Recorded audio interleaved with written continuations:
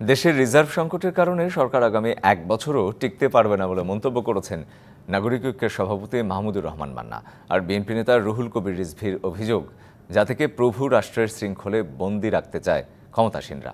তার দাবি, চতুর্মুখী ধিক্কারে জনদৃষ্টি ভিন্ন খাতে নিতে বিদেশিদের নিয়ে বিভ্রান্তিকর কথা বলছেন প্রধানমন্ত্রী। শনিবার জাতীয় প্রেসক্লাবের সামনে বিএনপি চেয়ারপারসন খালেদা জিয়া সহ নেতাকর্মীদের বিরুদ্ধে দায়ের করা মামলা প্রত্যাহার ও নিঃশর্ত মুক্তির দাবিতে জাতীয়তাবাদী মোটর চালক দলের প্রতিবাদী অবস্থান কর্মসূচি।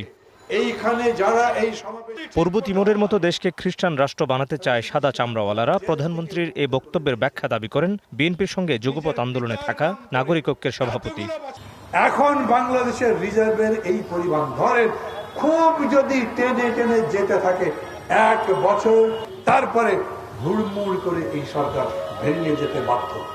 রাখাইনদের একটা অংশ নিয়ে আর পার্বত্য চট্টগ্রাম নিয়ে নতুন একটা খ্রিস্টান রাজ্য গড়ে তুলতে হবে, সেই প্রস্তাব তাকে দেওয়া হয়েছে। কত বড় দায়িত্বজ্ঞানী উক্তি করেছেন, কোন লোক, কোন সাদা চামড়ার লোক আপনাকে এই প্রস্তাব দিয়েছে সেটা বলতে হবে। জাতীয় প্রেস ক্লাবে অ্যাসোসিয়েশন অব ইঞ্জিনিয়ার্স বাংলাদেশ অ্যাবের আলোচনায় যোগ দিয়ে বিএনপি নেতা রুহুল কবির রিজভী বলেন, যে কোনো মুহূর্তেই উল্টে যাবে সরকারের গদি।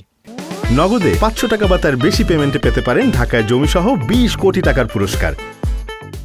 চারিদিক থেকে যে ধরনের ধিক্কার আপনার সরকারের বিরুদ্ধে, এখান থেকে জনদৃষ্টি এবং জনগণের মনোযোগকে সরানোর জন্য এই কথাগুলো বলে আপনি পার পেতে চাচ্ছেন। এবং যে দুর্নীতির উপর আপনার সরকার আজকে গড়ে উঠেছে, সেই দুর্নীতির সাথে মাফিয়াদের সম্পর্ক থাকাটাই এখানে স্বাভাবিক। অতিরিক্ত ঋণ নির্ভর করে ক্ষমতাসীনরা দেশকে ভিক্ষুক রাষ্ট্রে পরিণত করতে চায় বলেও মন্তব্য রিজভীর। এই দেশকে আপনি ভিক্ষুকের দেশে আপনি পরিণত করতে চাচ্ছেন। Mohammad Hussain, DBC news, Dhaka.